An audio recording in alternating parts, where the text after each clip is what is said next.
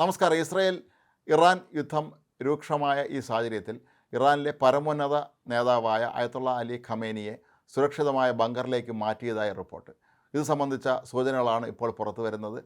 നേരത്തെ ഇസ്രായേൽ ഖമേനിയെ വധിക്കാൻ തീരുമാനമെടുത്തിരുന്നതായി വാർത്തകൾ പുറത്തു വന്നിരുന്നു. ഇതിനെ അമേരിക്കയാണ് തടഞ്ഞത് എന്നും റിപ്പോർട്ടുകൾ ഉണ്ടായിരുന്നു. ഏതായാലും ഇസ്രായേൽ ഒരുപക്ഷെ അമേരിക്കയുടെ വീറ്റോ ലംഘിച്ചുകൊണ്ട് ഒരുപക്ഷെ ഖമേനിയെ ആക്രമിക്കുമോ എന്ന് വ്യാപകമായ സംശയം ഉയർന്ന സാഹചര്യത്തിലാണ് ഇപ്പോൾ ഖമേനിയെ വളരെ സുരക്ഷിതമായൊരു ബങ്കറിലേക്ക് മാറ്റിയിരിക്കുന്നത് എന്നാണ് പാശ്ചാത്യ മാധ്യമങ്ങൾ റിപ്പോർട്ട് ചെയ്യുന്നത്.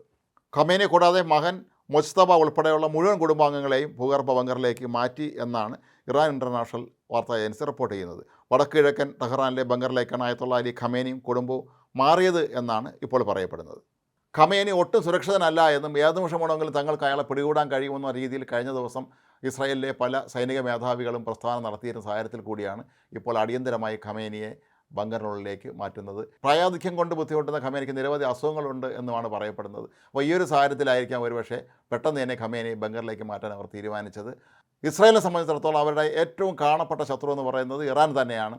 ഇറാനിലെ പരമോന്നത നേതാവായ ഖമേനി തന്നെയാണ് തങ്ങൾക്ക് എതിരായ നീക്കങ്ങൾക്കെല്ലാം തന്നെ പിന്നിൽ പ്രവർത്തിക്കുന്ന ആൾ എന്ന് ഇസ്രായേലിന് നന്നായിട്ട് അറിയാം. അതുകൊണ്ട് തന്നെ ഖമേനിയെ വകവരുത്തുക എന്നുള്ളത് വർഷങ്ങളായി ഇസ്രായേൽ നടപ്പാക്കി വരുന്ന പദ്ധതിയുടെ ഭാഗം കൂടിയാണ്. പക്ഷേ അമേരിക്കയുടെ ഇടപെടൽ കൊണ്ട് മാത്രമാണ് ഇപ്പോൾ ഖമേനിക്ക് രക്ഷപ്പെടാൻ കഴിഞ്ഞത് എന്നാണ് അവിടെ നിന്നുള്ള റിപ്പോർട്ടുകൾ സൂചിപ്പിക്കുന്നത്. ഇറാനിലെ പ്രധാനപ്പെട്ട സൈനിക മേധാവികളെയും ആണവശാസ്ത്രജ്ഞന്മാരെയും എല്ലാം തന്നെ വധിച്ച ഇസ്രായേലിനെ സംബന്ധിച്ചിടത്തോളം ഖമേനി എവിടെ പോയി ഒളിച്ചാൽ അദ്ദേഹത്തെ അവിടെ പിടികൂടി വധിക്കാനുള്ള എല്ലാ സംവിധാനങ്ങളുമുണ്ട്. ബങ്കറിൽ ഒളിച്ചാൽ ബങ്കർ ബസ്റ്റർ ബോംബുകൾ അവരുടെ വശം ധാരാളമായിട്ടുണ്ട്. ഓരോ പ്രമുഖരും താമസിക്കുന്ന സ്ഥലത്ത് അവരുടെ ബങ്കറിൻ്റെയൊക്കെ തന്നെ കൃത്യമായ ചിത്രവും അതിൻ്റെ ദൈർഘ്യം പോലും കൈവശമുള്ള മൊസാദ് എന്ന ഇസ്രായേലിൻ്റെ ചാരസംഘടന എല്ലാ കാര്യങ്ങളും കൃത്യമായി തന്നെയാണ് ഇസ്രായേൽ സൈന്യത്തിനെ ഏൽപ്പിച്ചിട്ടുള്ളത്. അതുകൊണ്ട് തന്നെ ഇവരാരെയും പിടികൂടാനോ വധിക്കാനോ ഒന്നും തന്നെ യാതൊരു ബുദ്ധിമുട്ടും ഇസ്രായേലിനില്ല. കഴിഞ്ഞ ദിവസം അതീവ സുരക്ഷാ മേഖലയിൽ സ്ഥിതി ചെയ്യുന്ന ഇറാൻ്റെ ആണവ കേന്ദ്രങ്ങളെല്ലാം തന്നെ ബോംബിട്ടും മിസൈൽ അയച്ചുമൊക്കെ തന്നെ തകർത്ത ഇസ്രായേലിനെ സംബന്ധിച്ചിടത്തോളം ഖമേനി പിടികൂടുക വധിക്കുക എന്നുള്ള പറയുന്നത് അത്ര ബുദ്ധിമുട്ടുള്ള കാര്യമേ അല്ല എന്ന് എല്ലാവർക്കും അറിയാം. അപ്പോൾ ഈ ഒരു സാഹചര്യത്തിലാണ് ഖമേനി ഒട്ടും സുരക്ഷിതനല്ല എന്ന് കരുതി അദ്ദേഹത്തെ സുരക്ഷിത ബങ്കറിലേക്ക് മാറ്റിയത് എന്ന് വേണം കരുതാൻ. 1979 ഷാ ഭരണകൂടത്തെ അട്ടിമറിച്ചുകൊണ്ടാണ് മതഭരണകൂടം ചുമതലയേറ്റത്. അതിനുശേഷം ഒരു കാലത്ത് അങ്ങേറ്റം പരിഷ്കാരത്തിന് പേര് കേട്ടിരുന്ന രാജ്യമായ ഇറാനിൽ നടപ്പിലാക്കിക്കൊണ്ടിരിക്കുന്നത് നമ്മൾ കേട്ടുകേൾവി പോലുമില്ലാത്ത നിരവധി പരിഷ്കാരങ്ങളാണ്. ക്രൂരമായ ശിക്ഷാവിധികളും അവിടെ നടപ്പിലാക്കുന്നുണ്ട്.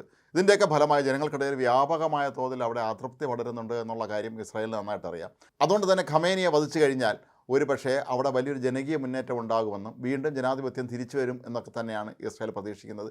അമേരിക്കയും ഏതാണ്ട് ഇതേ ലൈനിൽ തന്നെയാണ് കാര്യങ്ങൾ മുന്നോട്ട് നീക്കിയിരുന്നത്. പക്ഷേ നിലവിലെ സാഹചര്യത്തിൽ ഖമേനിയെ വധിക്കുന്നത് അത്ര ഉചിതമായിരിക്കില്ല എന്ന അമേരിക്കയുടെ കൂടി നിർദ്ദേശമനുസരിച്ചാണ് ഇപ്പോൾ ഇസ്രായേൽ അത് വേണ്ടെന്ന് വെച്ചിരിക്കുന്നത്. ഡൊണാൾഡ് ട്രംപിനെ സംബന്ധിച്ച് അദ്ദേഹത്തിൻ്റെ പാർട്ടിയിൽ പോലും ഇക്കാര്യത്തിൽ വിരുദ്ധാഭിപ്രായമാണ് നിലനിൽക്കുന്നത്. ഒരു വിഭാഗം നേതാക്കന്മാർ ഖമേനിയെ വധിക്കണം എന്ന നിലപാട് സ്വീകരിക്കുമ്പോൾ മറ്റൊരു വിഭാഗമാകട്ടെ അത് പാടില്ല എന്നാണ് പറയുന്നത്. കാരണം ഖമേനി അവിടുത്തെ മതമേലധ്യക്ഷൻ കൂടിയാണ് എന്നുള്ളത് കൊണ്ട് തന്നെ ഇത് മറ്റ് രാജ്യങ്ങൾ, അതായത് ഇസ്ലാമിക രാജ്യങ്ങളൊക്കെ തന്നെ അത് വളരെ കടുത്ത രീതിയിലേക്ക് ഒരുപക്ഷെ അതിൻ്റെ നിലപാടുകൾ സ്വീകരിക്കുമെന്നും അത് പിന്നീട് അമേരിക്കയ്ക്ക് ബുദ്ധിമുട്ടാകും എന്നുമാണ് അവർ ചൂണ്ടിക്കാട്ടിയിരുന്നത്.